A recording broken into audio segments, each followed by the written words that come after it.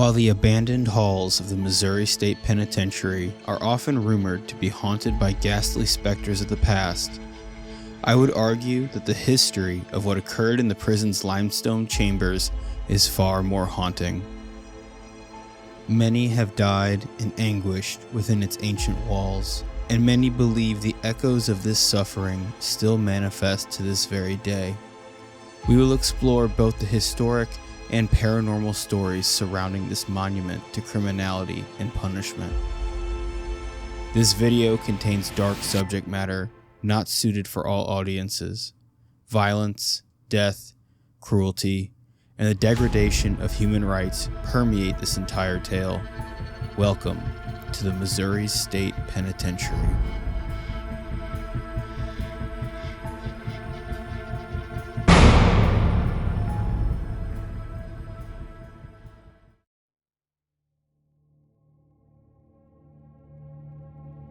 As I have mentioned in a previous video about the Lemp Mansion, I do not necessarily believe nor disbelieve in the paranormal.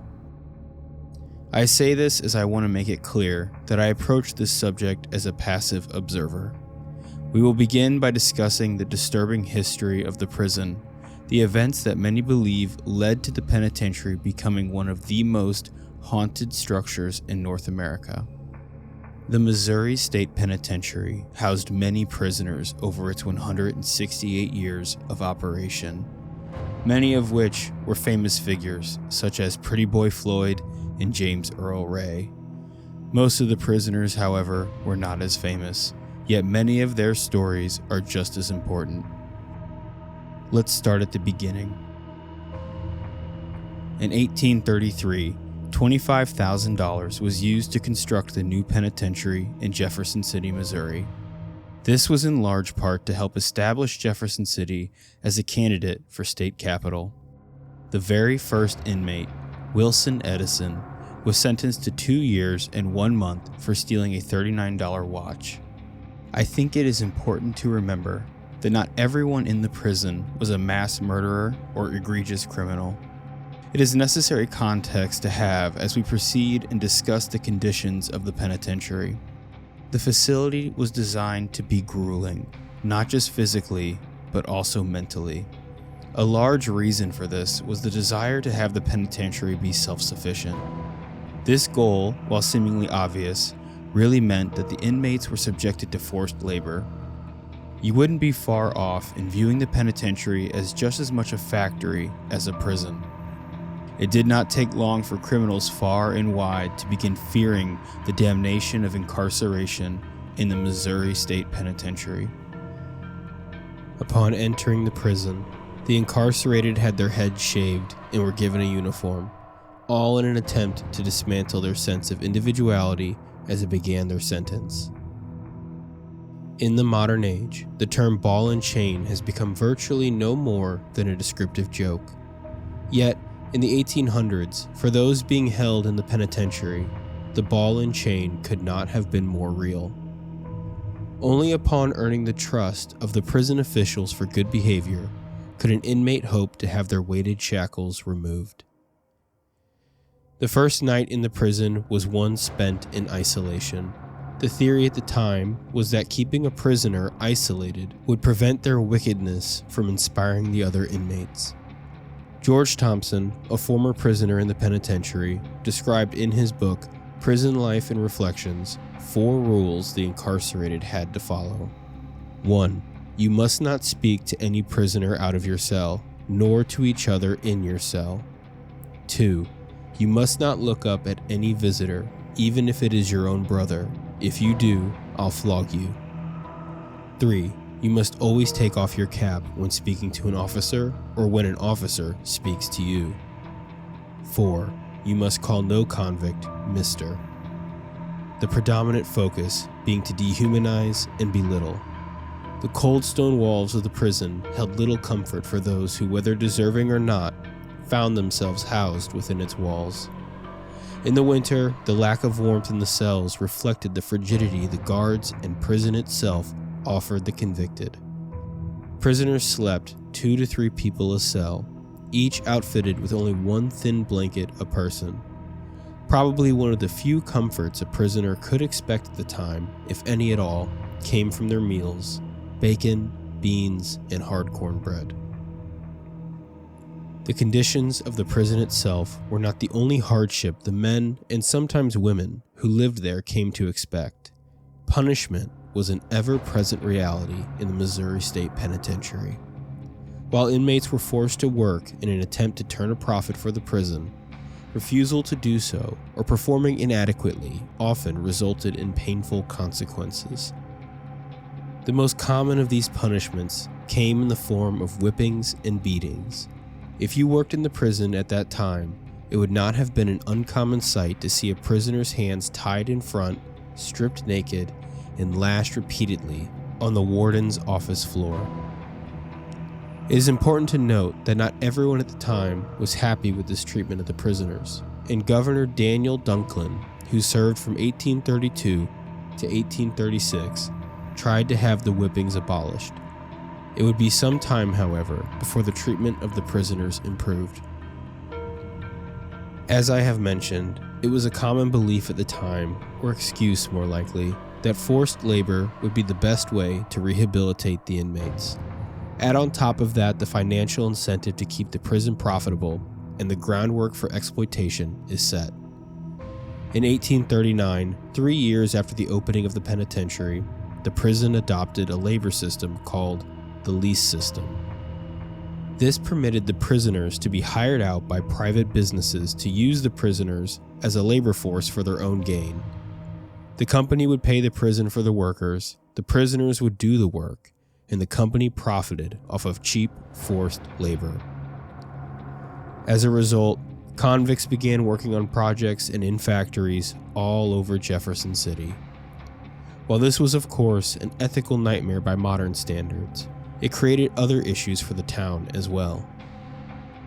Prisoners would often take advantage of their time outside the fortress walls of the prison and wait for an opportunity to escape when the guards were not paying attention. Escape attempts occurred almost daily. One example took place in 1841, when the warden was away from the prison, keeping an eye on a group of convict workers. 3 inmates were put under the supervision of overseer Mr. Bullard inside of the prison to work on a building, as much of the prison itself was built by the prisoners. With the warden away, the convicts took the opportunity to beat Mr. Bullard to death, steal his keys, and free 6 other inmates as they made their way for the gate. While the town came together to recapture these inmates, the constant breakouts, along with the prisoners working all over town, were taking a toll.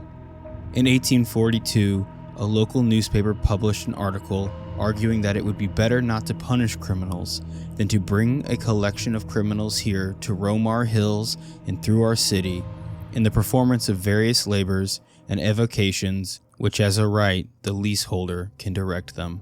Despite the continued friction with the public, the penitentiary and associated businesses resisted. The financial interest that led to this system persisted, and nothing was going to stand in the way of profits.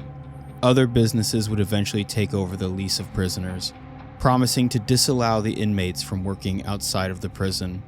This, of course, was eventually dropped, and soon the criminals were working in town once again.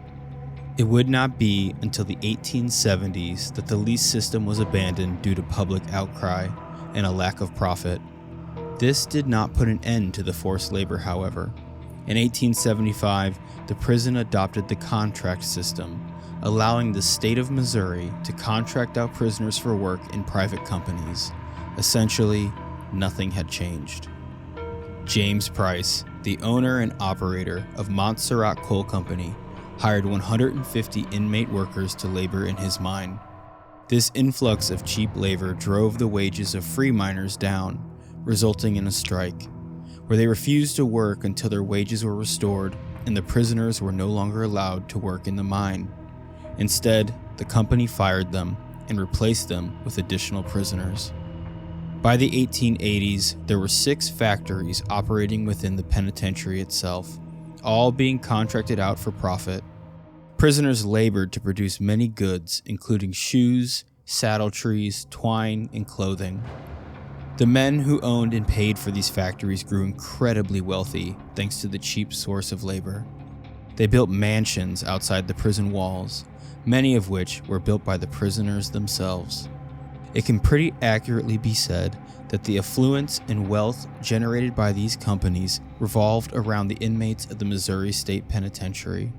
And as you can imagine, many inmates hated being forced to work, especially given the poor conditions and treatment it often entailed.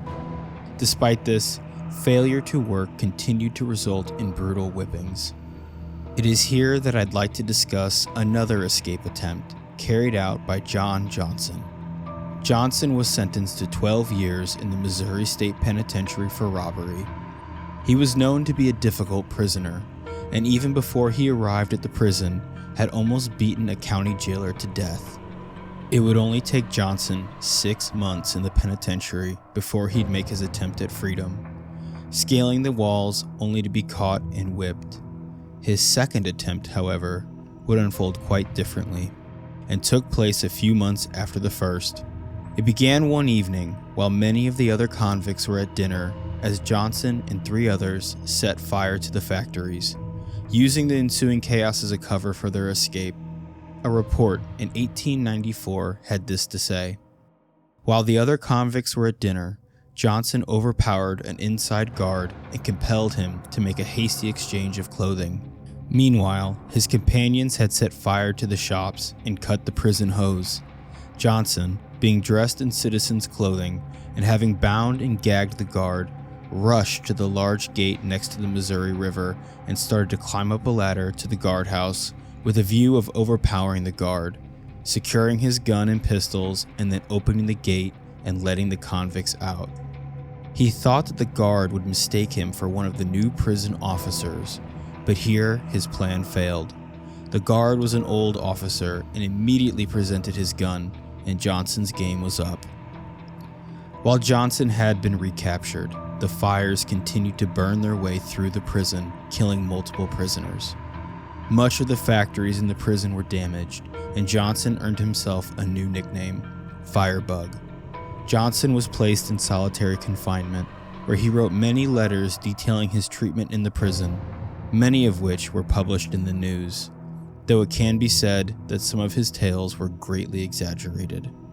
Johnson was not alone in his desire to revolt against the contract system in the prison, and many other would-be revolutionary prisoners rose up. The penitentiary quickly ran out of space to house them all in solitary confinement. As a result, new forms of punishment had to be devised. One report noted that whipping with a common riding cowhide and confinement in a dark cell, which a convict is placed and allowed only bread and water, was a regularly used substitute. John N. Reynolds, who was formerly an inmate at the Kansas State Penitentiary, wrote a book in the 1890s titled The Twin Hells, a thrilling narrative of life in the Kansas and Missouri penitentiaries. In his book, he discussed how the criminal labor systems implemented in many prisons was the worst form of human slavery, ultimately proclaiming that the contract system is wrong and should not have a place in the penal institutions of the country. And so far as reformation is concerned, the Missouri Penitentiary is a dismal failure. Despite the growing negative perception of the contract system, it continued for some time, as it was the only way for the prisons to stay profitable, and it greatly benefited local businesses. It was at this time that a new nickname for Jefferson City came into being, the Convict Labor Town. Local free laborers, meaning men and women who worked in the area that were not convicts, took the greatest issue with the system, writing to the editor of the local paper in 1885 saying, "The tendency of the system is to ruin one trade after another and bring all to the convict level." Many trades were becoming less profitable for the average worker, as employers could replace them with the cheaper prisoner laborers. Additionally, the price of goods created by the prison labor system could be sold for far cheaper, given the reduced cost of labor, resulting in many non-prison labor-reliant businesses falling under. As the Missouri State Penitentiary continued its endless march towards profitability at the cost of human rights, all was not well within the prison walls. In 1913, the prisoners staged a mutiny that caught the attention of the local media. Being unhappy with the quality of the food in the cafeteria, the prisoners refused to return to their cells, chanting, "Fry us some meat." Eventually, the prisoners did give in without violence. The media storm this created did not die down, however. Many reports came out regarding the frequency of whippings within the prison. The resulting public outcry became a beacon of hope for the inmates, as it helped give the non-convict labor parties the ammunition they needed to petition the government for the end of the contract labor system in 1917. As a result, the contract labor system finally came to a screeching halt. Never underestimate the tenacity of those driven solely by profit, however, for shortly after, the prisoners were soon put to work again on local farms to help grow their own food and manufacture goods for use by state agencies. While this saved the free workers in town from unfair, forced prison labor, it did not in fact save those incarcerated in the prison from the slave-like life they had come to expect. Thus far, we have discussed the quality of life the criminally charged could expect to find within the penitentiary's stone walls prior to prison reforms. Now, let's take a closer look at the prisoners themselves, including a number of female prisoners, as well as some of the more notorious figures that spent time locked up in the penitentiary.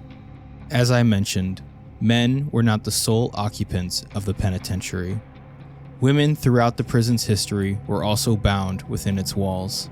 When the prison was originally opened in the 1800s, it was a common belief that there would be no need for a female cell block, as at the time, women were considered to be morally superior to men, meaning they were not likely to commit crimes in the same way as men. This notion, however, did not last. As you can imagine, women did in fact commit crimes.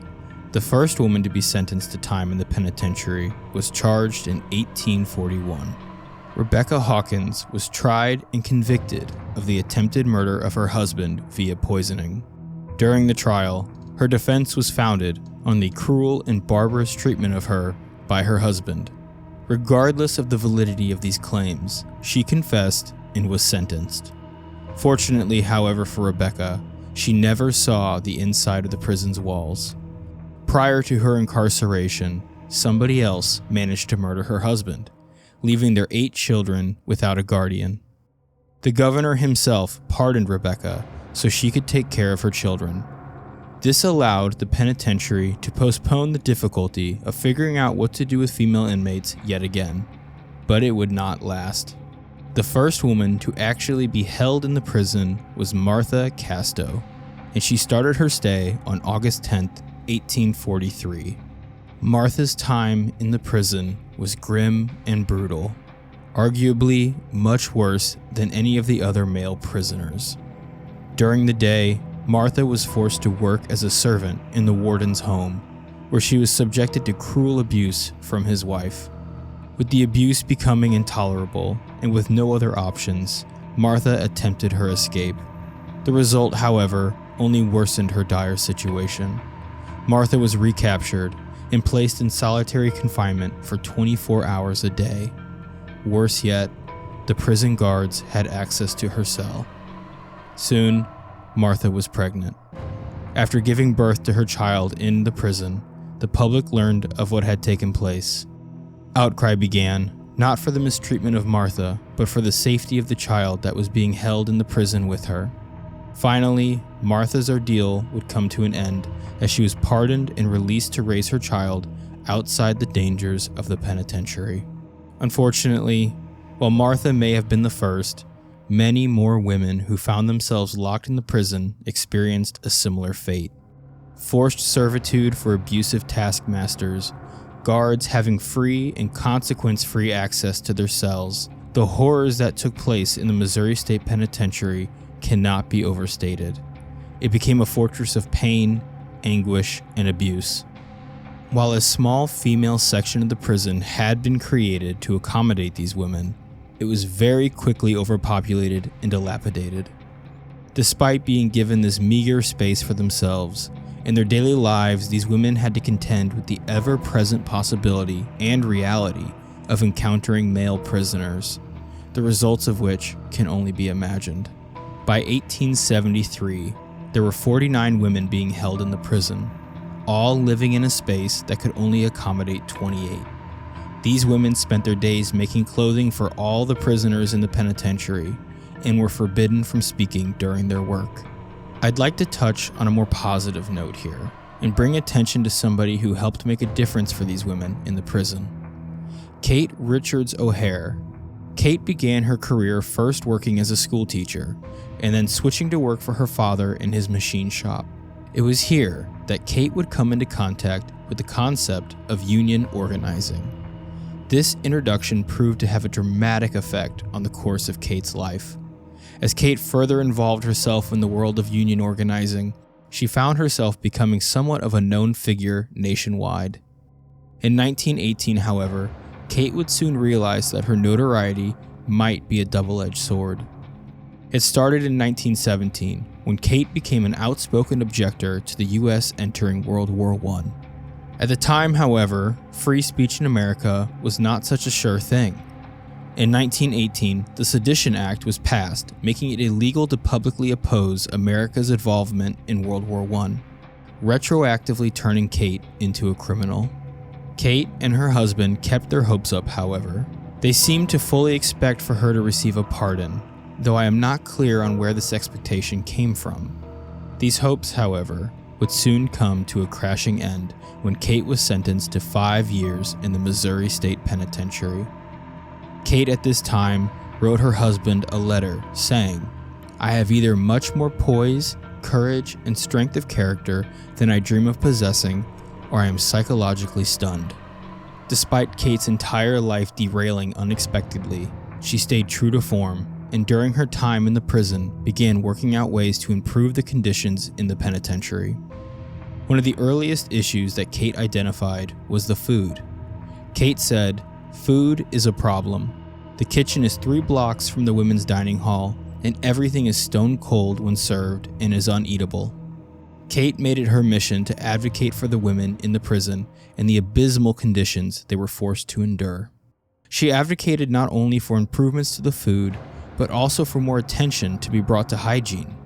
It would seem that the women afflicted with syphilis were not being separated from the unafflicted, creating a situation ripe for the spread of the disease, given that the women were forced to bathe in the same tub as each other once a week. Kate was not alone in these efforts, and her husband took her letters to the public, greatly helping to amplify her voice. These letters were eventually published all over the nation, and it may be surprising to hear, but these letters resulted in actual positive change for the women in the prison. The dining hall was cleaned and painted, meals began being served hot, and showers were installed so women could maintain better hygiene without the risk of contracting diseases. Kate's ordeal would come to an end in 1920 as her sentence was commuted to time served. Kate would devote the rest of her life to reforming prisons. Ultimately, the women being held in the Missouri State Penitentiary would be moved in 1926 to their own dormitory away from the men. Unfortunately, it is time to shift the nature of our story from the positive back to the distinctly dark and negative. Kate O'Hare was not the only female prisoner held in the penitentiary to gain fame, or in this case, notoriety. Bonnie Brown Hetty found herself locked behind bars in the prison in 1953 and was the last female prisoner to be sentenced to the Missouri State Penitentiary, though her stay would ultimately only last 1 month. Prior to her conviction, Bonnie Hetty lived in Kansas City. Her life took a dark turn when her husband died. With no money and few options, Bonnie began entertaining various men in her home. It was during one of these engagements that she met Carl Austin Hall, ironically, a former inmate in the penitentiary for taxi robbery. Whether it was love or business, Carl and Bonnie began working together. Carl provided services as Bonnie's pimp, and Bonnie had fallen in love with him. It did not take long for Carl to come up with an ill-advised scheme that he would inevitably entangle Bonnie in. Carl's plan was to kidnap Bobby Greenlease, the son of a local wealthy car dealer. Bonnie resisted at first, fearful of getting caught. Carl, however, did his best to assuage her concerns, telling her that he would take all of the blame if it came to that. Unfortunately, Bonnie agreed. On September 28, 1953, Bonnie drove to Bobby's school. The plan was to pretend to be his aunt. Whether this was to fool Bobby himself or the school, I am not sure, but surprisingly, it worked. Bonnie remarked later that he was so trusting, and even she seemed shocked that he got into her car. Bonnie met up with Carl, and the two aspiring criminals drove the young boy into the middle of nowhere. It must have been Bonnie's expectation that they would simply be ransoming the boy and no harm would come to him, because what would happen next left her rattled. Upon arriving at the remote location, Carl pulled out a gun and shot Bobby, mercilessly ending the boy's life. Carl buried the body and proceeded to deliver the ransom note, demanding $600,000 in $20 bills. As one would expect, upon receiving the ransom note, Bobby's parents had the expectation that he was still alive. They quickly put together the money and made plans to deliver the payload in exchange for their son. The transfer of the money went off without a hitch, at least for Carl and Bonnie, as once they had the money, they took off. Apparently, Carl had begun to panic at this point and started driving for St. Louis. Meanwhile, Bonnie sat heavily intoxicated in the passenger seat, trying to drink away the guilt of what she had been a part of. Carl dropped the completely drunk Bonnie off at a motel. Carl hailed a cab and asked the driver to find him a prostitute, all the while carrying 2 large suitcases full of money. The cab driver noticed this and decided to alert the police in St. Louis. Carl was arrested at a motel and quickly confessed to everything, going back on his promise to Bonnie and telling the police of her involvement as well. Bonnie was soon arrested as well, back at the motel that Carl had left her at. Both Carl and Bonnie were sentenced to death at the Missouri State Penitentiary. As mentioned before, both Bonnie and Carl would spend only 1 month in the prison prior to their execution. Bonnie is one of the 4 women in history to ever be executed by the federal government. Interestingly, they were to be executed at the same time in the prison's gas chamber, and reportedly, their last words to each other were, "I love you." Bonnie and Carl were not the only people to be executed in the penitentiary, and many others shared the same fate.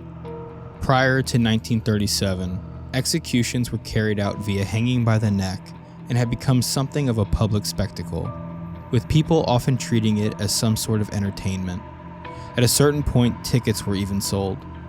State legislators, however, began to feel horrified at the sheer spectacle of these federally sanctioned events. So in 1937, Missouri Governor Lloyd Stark signed a bill that required all future executions to be carried out in the Missouri State Penitentiary. A dark, windowless cell block in the basement of the prison was designated for death row inmates, and being a basement, it was prone to flooding. These men and women sentenced to death spent their final days sitting in a presumably dark, wet basement waiting for their end. They were only allowed out of their cell 3 times a week for 45 minutes and received 2 meals a day. While some of these inmates presumably committed horrible crimes, and it could be argued deserved this treatment, perhaps not all, and these conditions were brutal. To make things worse, executions were carried out via cyanide gas. While cyanide may be lethal, it is not immediate. Stephen Trombley was in the audience for one of these executions, and he had this to say. The victim struggled vainly for breath, eyes popping, tongue hanging thick and swollen from a drooling mouth. His face turns purple. Ironically, cyanide gas was to be used as a more humane method of execution. According to a former penitentiary warden named Clifton Duffy, at first, there is evidence of extreme horror, pain, and strangling. The eyes pop, the skin turns purple, and the victim begins drooling. Strikingly very similar to Trombley's account. Cyanide gas functions by paralyzing the heart and lungs, and clearly, death is not entirely a quick result. To facilitate these gassings, a sealed room was built by the inmates themselves and became known as the Death House. And in what can only be described as a dark attempt at religious symbolism, the building that housed the gas chamber was built in the shape of the cross. This building became a morbid warning to all other prisoners, and prison officials even began posting the mugshots of those executed outside the death house to instill fear in the other inmates. Prisoners were executed at 12:01 at night, and many of the other prisoners would flicker their cell lights as a show of respect. In total, 42 people were executed in the penitentiary in its time. Outside of the executions, violence was an ever-present reality in the Missouri State Penitentiary, and in its history, there are a few notable examples that stick with me. In the 1930s, as the number of inmates dramatically increased and the contract labor system was being slowly removed, the prison became very crowded, with convicts without much to do. In 1954, this culminated in a night of absolute mayhem and confusion. It all began with one prisoner named Don DeLapp. He was being held in the maximum security E Hall, relegated to some of the most dangerous inmates. In fact, the guards had been instructed to never open their cells without backup present. On this night, however, this rule would be unfortunately disobeyed, which DeLapp took full advantage of. First, Don DeLapp broke the sink in his cell, causing water to leak out everywhere. A plumber was called and, along with the guards, fixed the leak. Don was not finished, however, and next he called the guards yet again, complaining that his bed was wet. Again, the guards came in a group and replaced the bedding. Finally, Don called the guards one more time, and this time, only one guard came. Perhaps the other guards were tired of Don's repeated requests, and this allowed them to let their guard down. Either way, only one guard came and opened Don's cell. DeLapp took his opportunity and attacked the guard, taking his keys. For the next 15 hours, chaos ruled in the Missouri State Penitentiary. Don DeLapp rushed through the prison, releasing as many prisoners as he could. The logic evidently being that the more chaos he could create, the better chance of his escape. The rampant prisoners began lighting fires throughout the penitentiary. Prison guards stood no chance against the sheer number of freed criminals. Highway patrolmen began working on a response, but it took them almost an hour to do so, giving the prisoners ample time to wreak havoc. Positioning themselves along the walls of the prison, they readied themselves to shoot anyone who made it to the walls. A reporter at the scene said that the inmates were tearing up anything they could get their hands on, and were burning everything that would burn. As the prisoners continued the destruction, they eventually made their way to the deputy warden's office. This happened to be where a trooper was stationed, and he was holding a Thompson machine gun. The prisoners, however, held their ground, even when he shouted at them to stop. Shots rang out as he opened fire, and prisoners scattered. Many were injured, but amazingly, none died. The remaining prisoners sought cover back in the cell blocks, where they managed to hold on to a number of hostages. Hoping to use these hostages as a bargaining chip, negotiations began between the inmates and the prison staff. Keep in mind that at this time, fires were still burning through various buildings in the prison. The situation had escalated to such a point that the governor himself came to the prison and personally negotiated with the prisoners.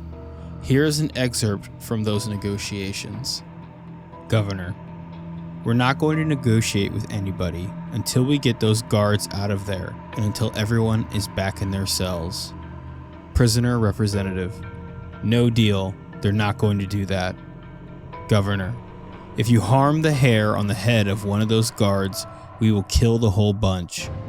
Representative, it's going to be rough, Governor.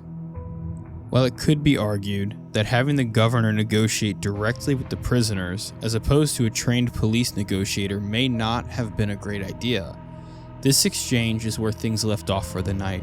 as things calmed down for the time being. The police and the prisoners were at a deadlock. Reporter Gordon Slovitt, who was at the scene, had this to say. Patrolmen and prison officials made plans to retake the cell blocks when the sun came up. An inmate came out of the cell block requesting a stretcher. On the stretcher returned one of the guards who had been held hostage. He had been beaten and had a wound to his leg. His name was Clarence Dietzel. He said the inmates took him to the top tier of cells in B Hall and threatened to push him off if no concessions were made. He was also threatened with a butcher's knife. In the morning, a counteroffensive was planned. 2 armed groups of officers made their advance to cell blocks B and C. Weapons drawn and determined, they shouted at the prisoners to stand down or else. Tensions were high, and the B Hall prisoners surrendered, returning to their cells. C Hall, however, held firm. They began shouting back at the guards, and utilizing the traps that they had set for the guards, which were a bunch of items stored on the upper levels of the hall to throw down at them. They warned the guards to come no closer. One prisoner positioned above the guards on the higher tier had a typewriter in hand and threatened to throw it. He was promptly shot in the head. His body hit the floor, and all was quiet. The guards' intentions and willingness to use deadly force was abundantly clear, and the riot was finally over as the inmates of C Hall surrendered. There were 4 inmate deaths at the end of the riot, one of them becoming one of the more famous supposed specters that haunts the halls to this day. Walter Lee Donnell was a rat. He had testified against 4 accomplices in a holdup they had staged. While he was initially held in the St. Louis jail, he was soon the victim to a stabbing and was eventually sent to the Missouri State Penitentiary. He had begged the authorities not to send him, knowing he would be a target to the other prisoners. In response, the guards kept him separated from the other inmates. During the riots, however, he was left completely vulnerable. A group of men, which included one of his accomplices he ratted on, made their way to his cell. Taking sledgehammers, they smashed down his cell door. The violence that followed is astonishing. First, they stabbed him multiple times. While he was still alive, they cut out his tongue and slit his throat. Finally, to finish him off, they caved in his skull with their sledgehammers. Walter Lee Donnell met a truly brutal end, and he will come up again when we discuss the paranormal activity that has been reported to go on to this day. Once the riot came to a close, the state began investigating the situation in the prison to determine what led to these violent events. It is through the investigations that the prison reform finally began. The abysmal conditions of the prison were finally made publicly known on a wide scale due to the media frenzy surrounding the riot. Buildings in the prison were literally falling apart. Cells were overcrowded and cramped. Food was reported to be borderline inedible, supposedly including raw, uncooked spaghetti. Food was such an issue that another riot was started in 1954 due to the inmates' refusal to eat their food. This was kept under control, however, as the highway patrol quickly showed up and forced the inmates to eat at gunpoint. Another issue identified by the investigation was the poor training of the guards and inhumane punishment methods. While whippings were a thing of the past by the 1950s, many unruly inmates might find themselves spending an extended period of time in an 8x4 foot cell with no light, no toilet, and no bedding. This section of the prison had been coined the dungeon. The psychological effects of this kind of treatment have been studied heavily as of today, and is understood to be immensely damaging to a human psyche and can potentially, irrevocably, damage the mind. In light of all of this, new penitentiary leadership was appointed to turn things around. Despite this, little changed. A new facility was built within the prison for better behaved prisoners, where they could receive education and lived in vastly superior conditions. However, a majority of the prisoners still lived in the old, crumbling buildings. As a result, much of the failures of the penitentiary remained unchanged.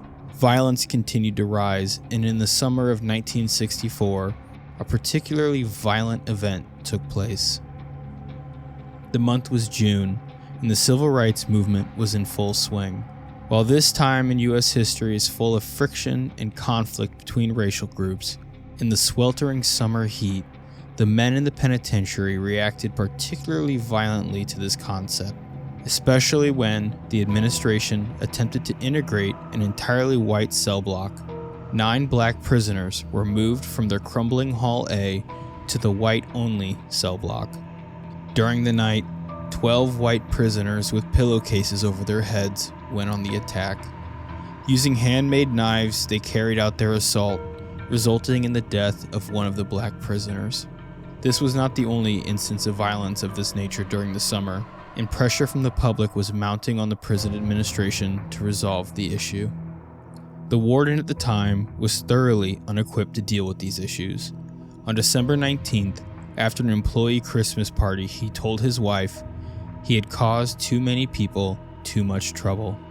Later that night, he took his own life. His eventual replacement, Fred T. Wilkinson, finally began making positive changes for the criminals housed in the Missouri State Penitentiary. Recreational activities were offered, including baseball and softball. A golf course was built, education was prioritized as treatment for the inmates, and he engaged in an open dialogue with the prisoners regularly. Ultimately, the prison would be closed in 2004. By the end of its life, 40 people had been executed within its walls. Countless acts of violence and torture took place in the building, which still stands to this day, can only be described as a temple of human suffering and punishment. While its massive walls and claustrophobic cells sit empty, those brave enough can book a tour, exploring not only the history of this colossal example of an early American prison, but also the paranormal activity that some believe still echo within its cold stone walls. Having discussed some of the history ourselves, let's now take a look at the arguably equally haunting stories of the spirits that supposedly still walk its halls. These hauntings began even before the prison had closed its doors and opened its cells. Guards often reported footsteps in the hallways while all the prisoners were asleep in their cells. Shadowy figures wrapped in blankets were said to appear at night. Many guards believed that Firebug Johnson was actively haunting the penitentiary. Remember Bonnie Hetty and Carl Austin, the couple that executed the young boy they were trying to ransom and were ultimately executed together in the gas chamber? Well, it is believed they still reside in the prison to this day, particularly in cell 14. People who have visited this cell have described cold spots in the air, strange noises that sound like growling, and terrifyingly, the feeling of hands touching them when there is nobody there. Many have investigated these claims and have tried to gather evidence of these twisted lovers' presence. I cannot vouch for the authenticity of these claims, but apparently, audio taken in the death row cell block has recorded the words love, stay, and kill. Another inmate said to haunt the cells is John McBroom. We have not discussed him as of yet, but here is his grisly story. This is truly one of the more gruesome stories I have come across while researching the history of the penitentiary. John became suspected by the other prisoners to be a guard informant. A group of men plotted their revenge. John was attacked with a pair of broken scissors. He was stabbed in the eyes and head repeatedly. Even darker still, his attackers did not finish him off and left him still alive on his cell floor where he slowly bled out. By the time he was found by the guards, it was too late. John McBroom has become a common paranormal encounter for visitors who report seeing a man standing in the cell block, ominously at a distance, bleeding from his eyes. Hall A stands to this day as one of the most haunted sections of the prison. It is also one of the oldest buildings still standing within the penitentiary. It is within Hall A that the infamous isolation cells still stand, also known as the dungeon, where many inmates experienced extended isolation, deprived of social interaction, light, and comfort. This is another hotbed of paranormal activity. Voices can be heard in the dark. Foul smells have been said to linger in the area, and people have even reported being shoved by unseen specters. I mentioned earlier that Walter Lee Donnell would come up again in our story. He is the man who was murdered with a sledgehammer during the riot for being a rat, and is one of the more brutal deaths to take place in the prison. It is understandable that many believe he still haunts his old cell. Many have tried spending time in his room, trying to confirm his continued presence. Reports of a feeling of dread permeate the cell, and weights being pressed on them have made an extended stay difficult for some. Another commonly reported ghost is Firebug Johnson, the man we previously discussed who attempted to escape and set multiple fires resulting in the deaths of other inmates. He spent 17 years from 1883 to 1900 in the dungeon, or solitary confinement. 17 years in a cramped cell with no natural light, no bedding, and no socialization. Jenny Switzer, a tour guide at the Missouri State Penitentiary, has a few ghost stories of her own. This happened in the same hall as Firebug Johnson's cell that he spent 17 dark, lonely years. If the lights were off, these cells are pitch black, no natural light. So the story goes, on her first night on the job, she encountered something. She said, "I'm standing in front of the door, and I go to flick the lights off, and immediately I felt something on my right. I felt his face right there. I can feel him breathing, and I'm thinking, okay, you're imagining this, but you could not pay me any amount of money to turn my head and look towards that door where the dead end is. He's standing right there every time." Jenny Switzer is not the only one to experience the paranormal in Hall A. Many visitors to this section have often reported feeling strange, punishing feelings. Others have felt the presence of someone standing right behind or beside them. This area has also been known for its shifting shadow figures. It makes sense that Hall A would house so many ghostly activities, as it is the oldest building in the penitentiary. One of the more popular poltergeists in the prison is Fast Jack. Reportedly, he is known to inhabit Housing Unit 1, which happens to be the main entrance to the prison. Fast Jack apparently received his nickname for gliding past visitors in a whitish blur.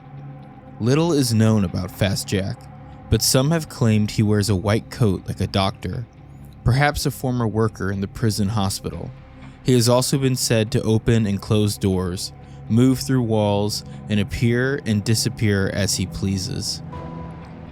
We spoke earlier about the harrowing experiences many of the female prisoners were forced to endure.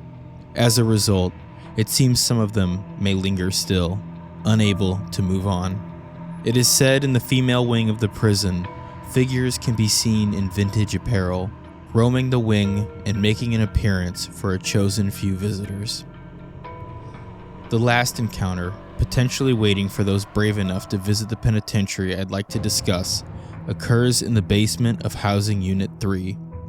Many have said that the air is permeated with an aura of violence and aggression, deterring many visitors. The entity that seems to walk these halls reportedly can take on multiple shapes and forms, potentially as a way to better harass visitors to its empty halls. Some have heard a child or their sister, and others yet have seen an 8-foot-tall, ghastly figure waiting for them in the dark.